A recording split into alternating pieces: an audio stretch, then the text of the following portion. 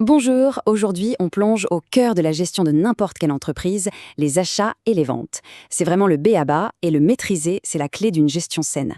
Alors on va décortiquer ensemble comment enregistrer tout ça nickel dans le logiciel Sage Comptabilité. C'est la grande question, n'est-ce pas? On a des achats, on a des ventes.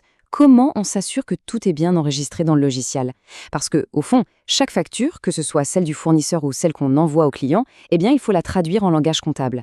Voyons voir comment Sage peut nous simplifier la vie, tout en restant bien sûr dans les clous.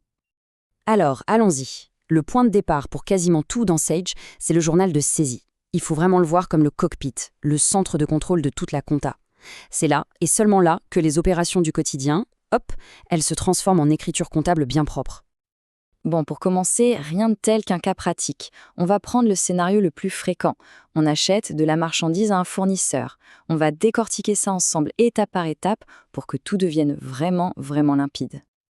Ok, alors le processus, vous allez voir, il est super logique. D'abord, première chose, on choisit le bon journal, donc achat, et on met la bonne date, disons le 5 juin. Facile. Ensuite, on s'occupe des infos de la facture, son numéro, le 1222, et on sélectionne notre fournisseur, Yacine. Et là, on arrive au moment clé, l'affectation des comptes. On va d'abord enregistrer la charge, c'est-à-dire l'achat de marchandises, puis on ajoute la TVA qu'on va pouvoir récupérer, et enfin, pour boucler la boucle, on indique ce qu'on doit au fournisseur. C'est ce qui crée la fameuse dette. Et voilà le résultat, c'est ça une écriture comptable propre. Ce qu'il faut absolument remarquer ici, c'est cet équilibre parfait. Regardez, la somme des débits, les 10 000 pour la marchandise et les 2 000 pour la TVA, eh bien, elle est pile poil égale au total du crédit, les 12 000 qui représentent notre dette envers le fournisseur Yacine. C'est ça la magie de la partie double. Bon, on a vu le comment faire, c'est bien, mais pour vraiment piger le truc, il faut aller plus loin et se demander pourquoi. Pourquoi est-ce qu'on met des montants au débit et d'autres au crédit? C'est vraiment le cœur du réacteur de la compta. Et vous allez voir, en fait, c'est beaucoup moins sorcier qu'on ne le pense.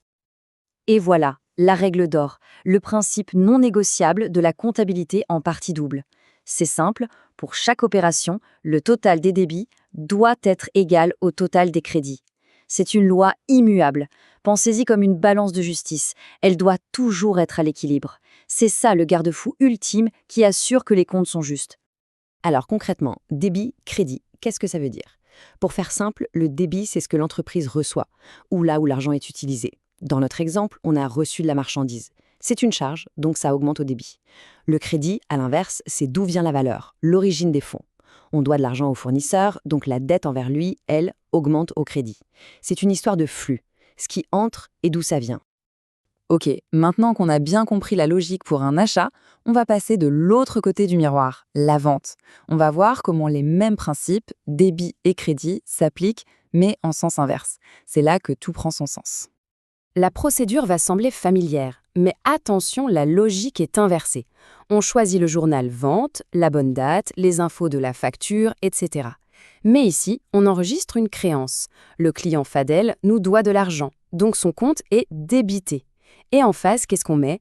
Eh bien, on crédite le compte de vente de produits, ça c'est notre revenu, et on crédite aussi la TVA facturée, l'argent qu'on collecte pour l'État. Et voilà le tableau final. Le compte du client Fadel est bien au débit pour 12 000, c'est ce qu'il nous doit. Et ce montant, il est parfaitement contrebalancé par les crédits, les 10 000 de vente, qui sont nos revenus, et les 2 000 de TVA collectés pour l'État. Encore une fois, la balance est parfaite, ça marche à tous les coups. Maintenant, c'est le moment de prendre un peu de recul. On va mettre nos deux opérations, l'achat et la vente, côte à côte. Et là, on va voir se dessiner une symétrie fascinante, une véritable logique en miroir. C'est ce qu'on appelle le miroir comptable. C'est très parlant. Pour un achat, on enregistre une charge au débit. Pour une vente, on enregistre un produit au crédit. Côté TVA, pour l'achat, la TVA est une créance sur l'État, donc au débit. Pour la vente, c'est une dette envers l'État, donc au crédit. Et enfin, l'achat crée une dette fournisseur au crédit, alors que la vente, elle, crée une créance client au débit. Vous voyez, c'est la même mécanique, mais totalement inversée. Finalement, s'il y a une chose à retenir de tout ça, c'est que la compta, ce n'est pas juste aligner des chiffres. Chaque écriture, en fait, elle raconte une petite histoire. Une histoire parfaitement équilibrée qui dit « voilà ce qu'on a reçu et voilà ce qu'on a donné en échange ». C'est ce qui garantit une vision claire et honnête de la situation. Voilà, les écritures sont passées, la dette envers le fournisseur et la créance sur le client sont bien enregistrées. Mais évidemment, l'histoire ne s'arrête pas là, il reste une étape cruciale, les paiements.